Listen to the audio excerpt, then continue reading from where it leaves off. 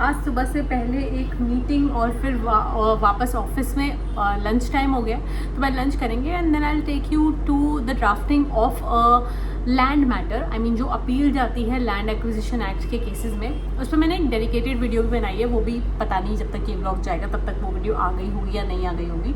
Concept को समझाते हुए बनाई है, बट अभी मैं आपको ना थोड़ी सी ड्राफ्टिंग भी दिखाऊंगी कि किस तरह से की जाती है लैंड एक्विजिशन मैटर्स में जो अपील जाती है हाई कोर्ट, उसकी ड्राफ्टिंग किन ग्राउंड्स पे की जाती है एक्चुअली। यानी कि आपकी लैंड एक्वायर हो गई है, आपको कलेक्टर ने पैसा अवार्ड किया था, उसके बाद आप रेफरेंस में भी चले गए और आपको कोर्ट ने, लोअर कोर्ट ने एक पैसा अवार्ड किया।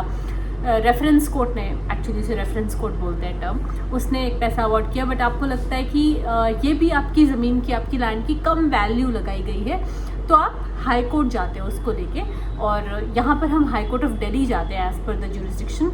सो I make it available for you people. मैं थोड़ा सा दिखाने की कोशिश करूँगी कि किस तरह से, किन ग्राउंड्स पे उस अपील को ड्राफ्ट किया जाता है, कि क्यों आपको लगता है, आपको सेटिस्फाई करना होता है कोर्ट को कि आपकी लैंड की वैल्यू और ज़्यादा लगाई गई होनी चाहिए थी।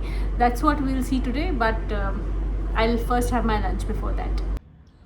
सो अबाउट लैंड एक्विजिशन अपील्स, इस तरह से कुछ आप इन अपील्स को ड्राफ्ट करते हैं, जिसमें कि LAAPP मतलब लैंड एक्विजिशन अपील नंबर ये आता है। ऑफ कोर्स आपके पास कोई भी चीज़ ड्राफ्ट करते हुए पहले नंबर नहीं होता है, तो ये जब आप फाइल कर देते हो कोर्ट में, उसके बाद कोर्ट आपको एक नंबर देता है। शुरू में आपके पास डायरी नंबर होता है, फिर आपके पास वो अपील का भी नंबर आ जाता है, वो आप यहाँ पे, या कोर्ट यहाँ पे उसको ऐड कर देता है। इस तरह से आपकी जो ऊपर की सारी हेड्स होने चाहिए वो स्पेसिफिकली इसी तरह से होने चाहिए हाई कोर्ट में अपील फाइल करने के लिए। यहाँ पे अवार्ड नंबर लिखा है। अवार्ड नंबर मतलब रेफरेंस कोर्ट ने, कलेक्टर ने जो अवार्ड दिया था, यानी कि जो पैसे अवार्ड किए थे एक लैंड के एक्वायर होते टाइम पे, वो उसका नंबर। विलेज, ये एक विलेज रिलेटेड मैटर है। आपका कोई टाउन रिलेटेड हो तो आप वो भी लिख सकते हो। आई मीन दिल्ली के भी अपने विलेजेस हैं जिनको आज भी विलेजेस के नाम से ही जाना जाता है।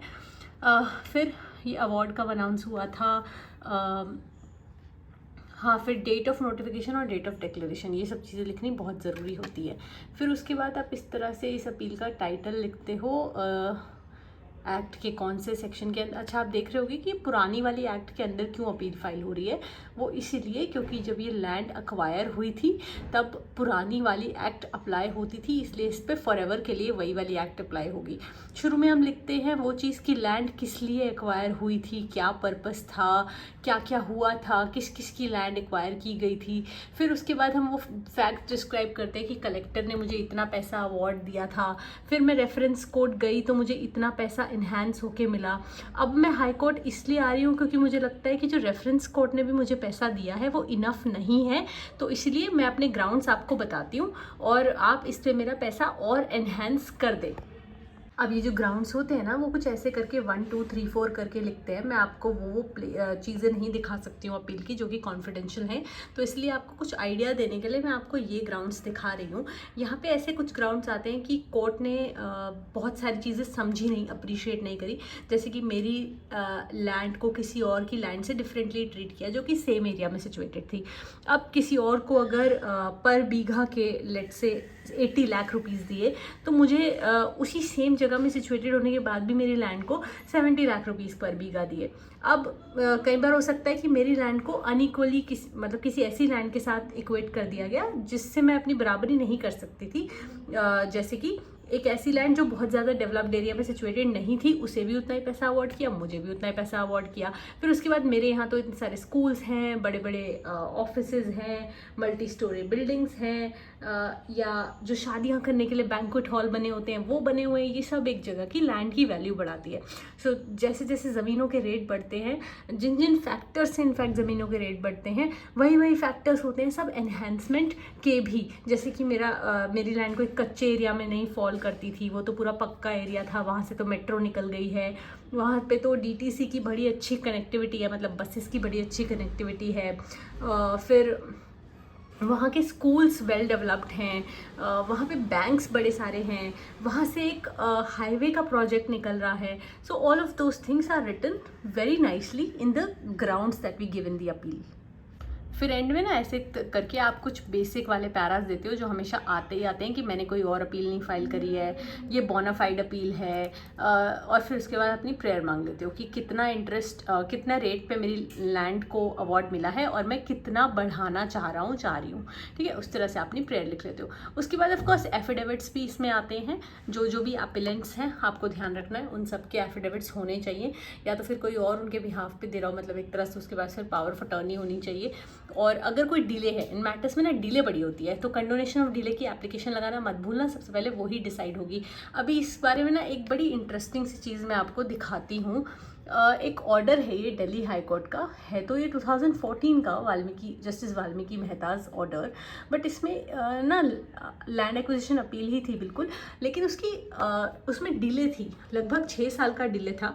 और उस डिले को कंडोन कराने के लिए एक ही रीज़न दिया था, दो रीज़न दिए थे इनफैक्ट। एक रीज़न था कि जो अपेलेंट है उसे अपने राइट के बारे में पता नहीं था कि वो अपील भी कर सकता है। उसे जब अपने आसपास के लोगों से पता चला कि अरे तुम तो अपील में भी जा सकते थे, तो फिर उसने अपील की। और दूसरा रीज़न था कि वो इतने टाइम तक अपने एडवोकेट को कांटेक्ट ही नहीं कर पाया, उसके पास पैसे ही नहीं थे। कोर्ट ने बोला दोनों ही रीज़न बहुत ही बेसलेस हैं, क्योंकि पहला reason ignorance of law is no excuse. इस वजह से पहला रीज़न तो पहले ही कोर्ट ने मना कर दिया, no sorry we can't accept it. आपको पता होना चाहिए था कि आपके पास अपील करने का राइट है, और आपको नहीं पता था तो गलती आपकी गलती के लिए हम आपको माफ़ी नहीं दे सकते 6 साल बाद। और दूसरा रीज़न कि आप अपने एडवोकेट से नहीं कांटेक्ट कर पाए, आपके पास पैसे नहीं थे। तो उन्होंने बोला ये ऐसे ही फैक्ट स्टेट करने से थोड़ी ना कुछ हो जाता है, आपको बताना चाहिए था आपने कौन से एडवोकेट को कांटेक्ट किया था, उन्होंने कितने पैसे मांगे थे, फिर आप उनसे दोबारा बात क्यों नहीं कर पाए। 6 साल तक ऐसा क्या हुआ कि आपको कोई एडवोकेट ही नहीं मिले।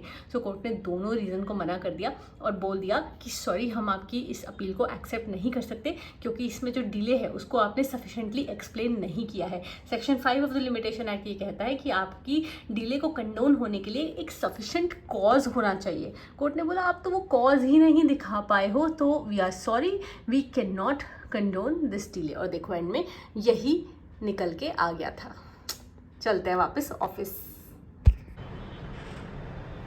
So today is the day when we have done 2 meetings, one evidence नहीं 2 evidence affidavits we have concluded. वो थोड़ा जल्दी हो जाते हैं अगर आपने पहले से ही उसकी तैयारी करके उसको रेडी करके रखा हो। And we also kind of completed, उसमें थोड़ी चीज़ें हैं जो हमें थोड़ी वेरीफाई करनी है। एक लैंड एक्विजिशन अपील का draft, and that's pretty good work for the day. अभी चलते हैं, मुझे आप लोग के लिए एक वीडियो अपलोड करनी है, मैंने बहुत सारी रेडी करके रखी है बट अपलोड करनी है। अगर कुछ एडिटिंग का काम है तो वो करना है, वो भी करेंगे almost 7-10। Yeah, so this is nothing but a regular bucket or a balti. This is just to show you that I have recently got into a very good habit, but not recently, it's been around a year कि yeah, so I was saying कि it's been around a year since I've been washing my clothes on my own. कहते हैं कि आप बाहर जाते हो फिर आप लेट आते हो तो आपको बहुत कम टाइम मिलता है और आप अपने काम खुद नहीं कर पाते, बट आई रियलाइज़ कि it gives you so much satisfaction जब आप अपनी बहुत सारी चीज़ें खुद कर लेते हो। So I try to wash my clothes on my own. जब मुझसे नहीं होता तो मैं हेल्प भी ले लेती हूँ, ऐसा नहीं होता है ये जब बहुत ही हेक्टिक हो गया, बट इतना कोई फ़र्क नहीं पड़ता है। मतलब डेली आप नहाते हो, पहले भी तो लोग ऐसा करते थे कि सेल्फ सफिशेंसी के लिए तो ये सब होना ज़रूरी है ना, कि आप नहाओ, आप अपने डेली जो भी आपके ग्रूमिंग की चीज़ें हैं वो करो, और साथ साथ आप अपने कपड़े धो लो। इसमें इतनी क्या ही बड़ी बात है।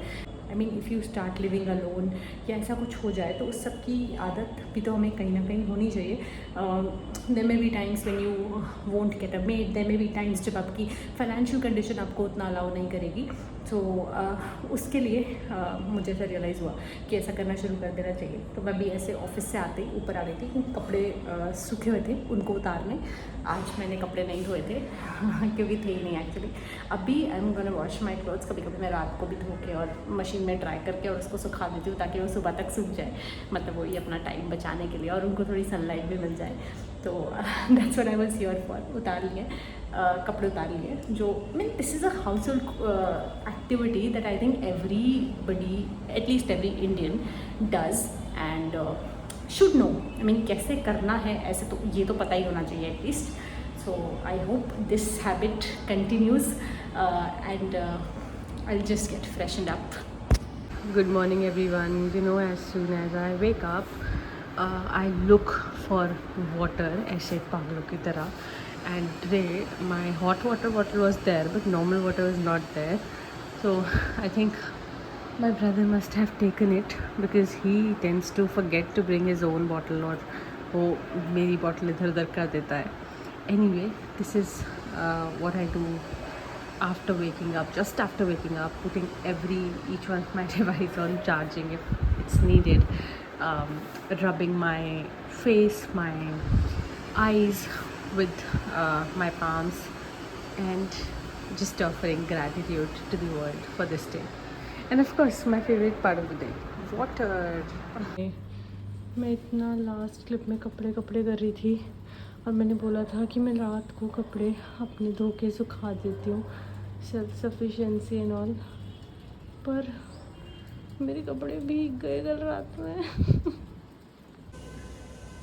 कैन यू इमेजिन, मैंने टाल्स भी धोए थे, सब भीग गया. तो मतलब मुझे वो शेड वाली जगह पे सुखाने चाहिए थे. तो इसलिए कहते हैं कि नए नए सेल्फ सफिशिएंट लोग दूसरों को सलाह ना दें प्लीज़ यार. I was just trying to share, मेरे साथ तो गलत हो गया. पहले खुद सीख जाओ, फिर आपको बताऊंगी भाई कैसे सेल्फ सफिशिएंट होते हैं. And Sunday calls for some even better workout. I mean, after the end of your workout, dancing to some great songs. That's what I did. और कितना भी बुरा हो जाए, सारे कपड़े भीग गए मेरे, बट वर्कआउट करना तो नहीं छोड़ना है ना. And for us lawyers, you know, there are no Saturdays, there are no Sundays. Of course, अगर आपको लगता है कि आज आपके काम करने का मन नहीं है, आपकी ताकत ही ख़त्म हो चुकी है काम करने की, तो एक अलग बात है, आप छुट्टी ले सकते हो.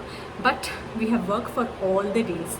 आई मीन जैसे जॉब्स में होता है ना कि हम सैटरडे संडे को कॉल नहीं उठाएंगे, कुछ नहीं करेंगे. If a client calls on a Saturday or a Sunday and is in a crisis situation, we are bound to respond to it.